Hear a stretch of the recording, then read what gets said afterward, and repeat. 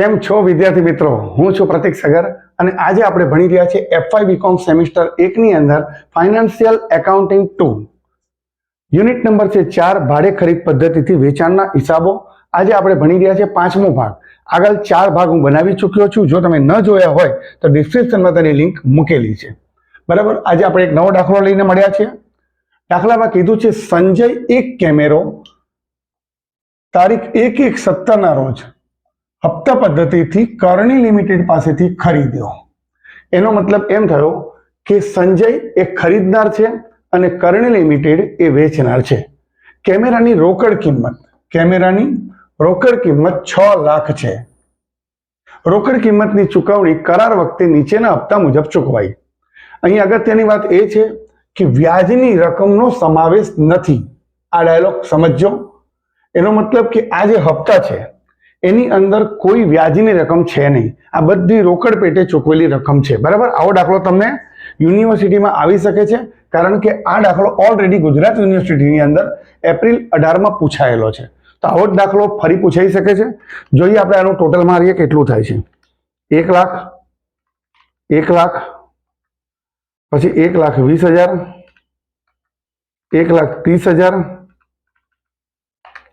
1,50,000, 6 લાખ થાય છે. અને 6 લાખની આપણી એમાઉન્ટ છે. એનો મતલબ કે આ બધી રોકડ કિંમત પેટે ચૂકવેલી રકમ છે. એનો મતલબ કે આની અંદર વ્યાજ સમાયેલું નથી. બરાબર. ચલો આગળ કહે છે વ્યાજનો દર વાર્ષિક 10% ગણેલો છે. ઘસારો ઘટતી જતી બાકી પદ્ધતિથી ગણવાનો છે અને એ 10% લેખે ગણવાનો છે. બરાબર. સંજય તેના ચોપડા દર વર્ષે 31મી ડિસેમ્બરના રોજ બંધ કરે છે. અત્યારે નોર્મલ આપણે જે એકાઉન્ટ લખીએ એ 1/4 થી લખીએ છીએ, પરંતુ આનું એકાઉન્ટ 1/1 થી શરૂ થાય છે અને 31/12 પૂરું થાય છે. યાદ રાખજો, તારીખોમાં તકલીફ ન પડે, કારણ કે આપણે નોર્મલ ટેવાયેલા હોય છે 1 એપ્રિલની તારીખ મારવામાં, પણ અહીંયા મારવી પડશે 1/1. આ 1/1/17 છે એ જ એની એકાઉન્ટની શરૂઆતની દિવસ છે અને ક્લોઝિંગ ક્યારે કરશે? 31મી ડિસેમ્બરે. આપણે નોર્મલ ક્યારે કરીએ? 31 માર્ચે. તો યાદ રાખજો 31મી ડિસેમ્બર છે. આગળ નીચે કીધું છે વ્યાજ તેમજ હપ્તાની જરૂરી ગણતરી દર્શાવો. આપણે પહેલા તો આ કામ કરીશું. બીજું કીધું છે સંજયના ચોપડે વર્ષ 2017ની જરૂરી આમનોંધ લખો. નોર્મલ આપણને આમનોંધ પૂછે તો એમ લખે 17-18ની આમનોંધ, પણ અહીંયા 17ની કેમ કીધી છે કે 2017 એના માટે એક જ વર્ષ કહેવાય એટલા માટે. તો ચલો આપણે વ્યાજની ગણતરી કરવાનું ચાલુ કરી દઈએ. વ્યાજની ગણતરીનો કોઠો અહીંયા મેં બધી તારીખો એડવાન્સમાં લખી દીધી છે. સૌથી પહેલા તો 1/1/17 ના રોજ આપણી રોકડ કિંમત એની કેટલી હતી? તો કે 6 લાખ રૂપિયા હતી. તમે જોઈ શકો છો યંત્ર, આ જે કેમેરો છે એની કિંમત 6 લાખ હતી. તો આપણે લખીશું 6 લાખ. તો સૌથી પહેલા અહીંયા લખીશું 6 લાખ. આ કિંમત લખાશે 6 લાખ. ડન. ચલો હવે એને ચૂકવ્યા કેટલા? તો અહીંયા લખેલું છે 1/1/17 ના રોજ ચૂકવ્યા છે કેટલા? 1 લાખ રૂપિયા. આની અંદર કોઈ વ્યાજની રકમ હશે નહીં. બરાબર. તો આપણે આ હપ્તાની રકમ લખીશું 1 લાખ. આ ડાઉન પેમેન્ટ છે. બરાબર. આ શું છે? ડાઉન પેમેન્ટ છે. અને ડાઉન પેમેન્ટમાં કોઈ પણ વ્યાજની રકમ હોઈ શકે નહીં, કારણ કે આપણે 1 તારીખે જ ચૂકવેલા છે પૈસા. હવે આપણે રોકડ પેટે કેટલા ચૂકવેલા કહેવાય? 1 લાખ. તો અહીંયા પણ લખીશું આપણે 1 લાખ. હવે બાકી કેટલા રહ્યા? તો કે પહેલા 6 લાખ ભરવાના હતા કેમેરાના, એમાંથી આપણે રોકડ પેટે કેટલા ચૂકવ્યા? 1 લાખ. તો બચ્યા કેટલા? 5 લાખ. એટલે અહીંયા લખીશું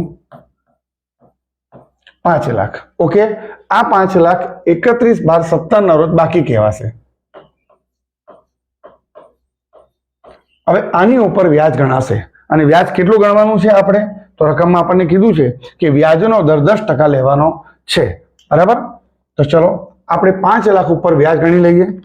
5 લાખ ગુણ્યા 10%, 50,000 રૂપિયા વ્યાજ થયું. તો વ્યાજની રકમ અહીંયા આપણે કેટલી લખીશું? 50,000 રૂપિયા. બરાબર. 31/12/17 ના રોજ આપણે હપ્તો ચૂકવ્યો છે. કેટલો ચૂકવ્યો છે? 1 લાખ. ક્યારે ચૂકવ્યો હતો? 31/12/17 ના રોજ. તો આપણે હપ્તાની એમાઉન્ટ પણ લખી દઈએ. તો આપણે હપ્તાની રકમ લખવાની છે અહીંયા, આ જગ્યા પર લખાશે 1 લાખ. બરાબર. કેમ કારણ કે રોકડ પેટે ચૂકવેલા છે એટલે એમાં કોઈ વ્યાજની રકમ નહોતી.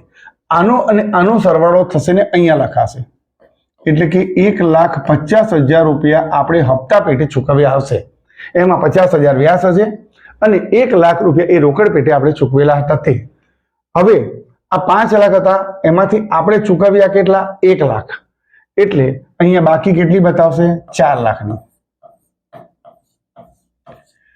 આ 4 એ બીજા વર્ષમાં જશે તો અહીંયા લખાશે 4 લાખ. આ ઓપનિંગ થઈ ગઈ. 31/12 ના રોજ આટલી બાકી હશે, બરાબર છે? 4 લાખ. એની પર ફરી આપણે વ્યાજ ગણીશું, 10% લેખી. 4 લાખ ગુણ્યા 10%, 40,000 રૂપિયા. એટલે વ્યાજની રકમમાં આપણે લખીશું 40,000 રૂપિયા. ઓકે, ચલો હપ્તો કેટલો ચૂકવ્યો છે?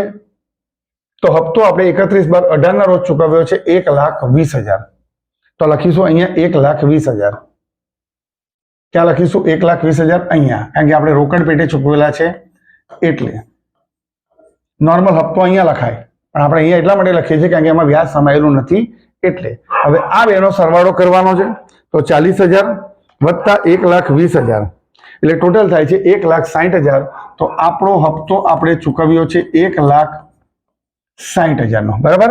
ચલો હવે આ 4 લાખ હતા એમાંથી આપણે 1,20,000 ચૂકવ્યા. 4 લાખમાંથી 1,20,000 ચૂકવ્યા એટલે 2,80,000 બચ્યા. 2,80,000.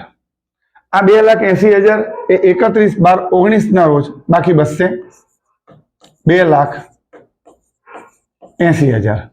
19 માં આપણે હપ્તો ભર્યો છે, કેટલો ભર્યો છે જોઈ લઈએ. 19 માં આપણે હપ્તો ભર્યો છે 1,30,000 નો, તો આપણે લખી દઈએ 1,30,000 હપ્તા પેટે. 1,30,000 બરાબર. ચલો એ 2,80,000 ઉપર આપણે વ્યાજ ગણી લઈએ 10% લેકે. 2,80,000 ગુણ્યા 10% એટલે 28,000 રૂપિયા વ્યાજ થયું. તો વ્યાજ પેટે આપણે ચૂકવ્યા 28,000 અને વત્તા આ 1,30 એટલે 1,58,000 નો હપ્તો આપણે ભર્યો હશે, જેની અંદર વ્યાજ સમાયેલું છે 1,58,000 રૂપિયા, બરાબર. ચલો આગળ 2,80,000 માંથી 1,30,000 આપણે બાદ કરીએ. 2,80,000 માંથી 1,30,000 બાદ કરીએ છીએ એટલે 1.5 લાખ બચ્યા. એટલે અહીંયા લખીશું આપણે 1.5 લાખ. આ 1.5 લાખ એ અહીંયા આપણી બાકી હશે. હવે આ 1.5 લાખ ઉપર આપણે વ્યાજ ગણી કાઢીએ. 1.5 લાખ ગુણ્યા 10% એટલે 15,000 રૂપિયા વ્યાજ પેટે થયા. ઓકે, હવે એ દાડ આપણે હપ્તો પણ ભરેલો છે. હપ્તો કેટલો ભરેલો છે? હપ્તો કેટલો ભરેલો છે જોઈ લો. 1,50,000. તો લખી દઈએ 1,50,000. ટોટલ આપણે કેટલા ચૂકવ્યા હશે? 1,50,000 વત્તા 15,000 તો 1,65,000 રૂપિયા આપણે ભર્યા હશે. 1,65,000 રૂપિયા ભર્યા હશે. હવે તમે જોઈ શકો છો 1,50,000 ભરવાના હતા અને 1,50,000 જ આપણે ચૂકવી દીધા છે. એટલે હવે આપણે કોઈ પણ એમાઉન્ટ ચૂકવવાની રહેતી નથી. છેલ્લા ખાતામાં જે છેલ્લું ખાનું આવે એમાં નીલ લખી દેવાનું, 0 થઈ જવો જોઈએ. તો આ આપણી આખી વ્યાજની ગણતરી થઈ ગઈ છે, બરાબર. હવે આપણને બીજું શું કીધું તો રકમમાં જોઈએ. સંજયના ચોપડે વર્ષ 2017 ની જરૂરી આમનોંધ લખો. તો ચલો આપણે આમનોંધ લખી દઈએ. હવે તો આમનોંધ ના ખાના મેં પાડી દીધા છે. આર્યા સંજય ખરીદનાર મેં ખાલી લખ્યું છે, બાકી તમારે કેટલું શું લખવાનું કે સંજયના ચોપડે આમનોંધ. આ તો તમને ખ્યાલ આવે કે ખરીદનાર છે એટલા માટે મેં ખરીદનાર લખેલું છે. બાકી શું લખવાનું? સંજયના ચોપડે આમનોંધ, બરાબર. ચલો તારીખ 2017 જાન્યુઆરી 1. હવે જો જાન્યુઆરી 1 માં પહેલા જાન્યુઆરી 1 ની અંદર આપણે પૈસા ચૂકવ્યા છે. 1/1/17 ના રોજ કેટલા લાખ ચૂકવ્યા હતા? 1 લાખ ચૂકવ્યા હતા. તો આપણે એન્ટ્રી કરીશું 1 લાખની, એટલે કે કેમેરા ખાતે કેટલા? 1 લાખ. આ ડાઉન પેમેન્ટ ભર્યું હતું એના જો બાબત જેમાં નીચે લખ્યું છે ભાડે ખરીદ કરાર કરતી વખતે રોકડ ચૂકવી, તો કેટલા રૂપિયા ચૂકવેલા? 1 લાખ ચૂકવેલા. એટલે આપણે અહીંયા લખીશું 1 લાખ રૂપિયા. ડન. બીજું કીધું છે પહેલા હપ્તાની રકમ વ્યાજ સહિત ચૂકવવાની થઈ. કેટલા સહિત? વ્યાજ સહિત. બરાબર. તો જોઈ શકીએ છીએ આપણે ગણતરીમાં વ્યાજ સહિત કેટલા ચૂકવવાના થાય. હપ્તામાં જઈએ જો અહીંયા કોષ્ટકમાં વ્યાજ સહિત, તો વ્યાજ સહિત આપણે 1,50,000 ભર્યા હતા. 50,000 વ્યાજના અને 1 લાખ રૂપિયા રોકડ કિંમત પેટે. બરાબર. તો ચલો લખી દઈએ આપણે એ પણ. તો અહીંયા કેમેરા ખાતે કેટલા લખીશું? 1 લાખ. અને વ્યાજના કેટલા હતા? 50,000. અને કુલ આપણે કરણી લિમિટેડને કેટલા ચૂકવવાના થયા? 1,50,000. આ હજી ચૂકવ્યા નથી. જો લખ્યું છે પહેલા હપ્તાની રકમ વ્યાજ સહિત ચૂકવવાની થઈ. બરાબર. હવે આપણે ચૂકવીએ છીએ પહેલો હપ્તો ચૂકવ્યો, એટલે આ જે કરણી લિમિટેડ જમા હતા એ કરણી લિમિટેડને શું કરવાનું? ઉધાર કરવાના.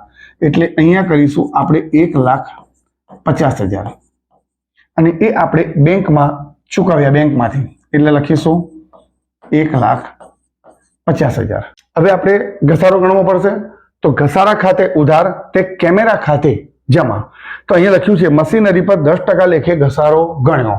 હવે 10% લેખે ઘસારો છે, આપણે એમાઉન્ટમાં જોઈ લઈએ. અહીંયા તો અહીંયા લખેલું છે રકમમાં જુઓ શું કીધું છે?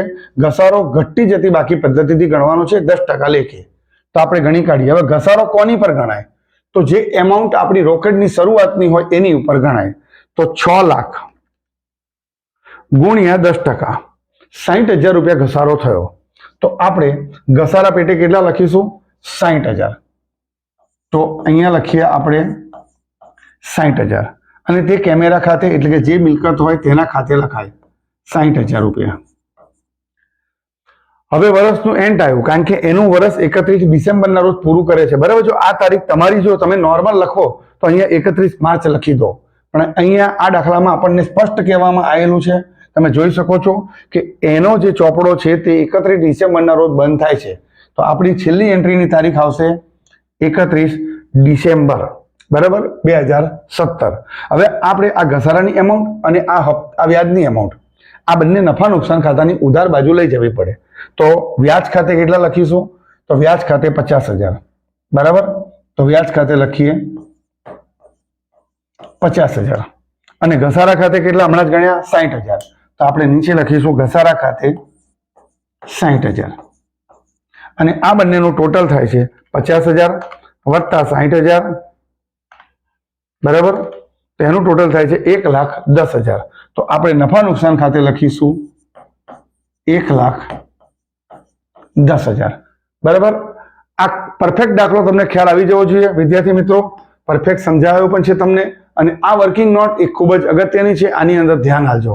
બરાબર વિદ્યાર્થી મિત્રો. આ સાથે આપણો વિડીયો આપણે પૂર્ણ કરીએ છીએ. બીજા મિત્રોને પણ શેર કરજો. અમારી મહેનતને સફળ બનાવજો. Thank you so much.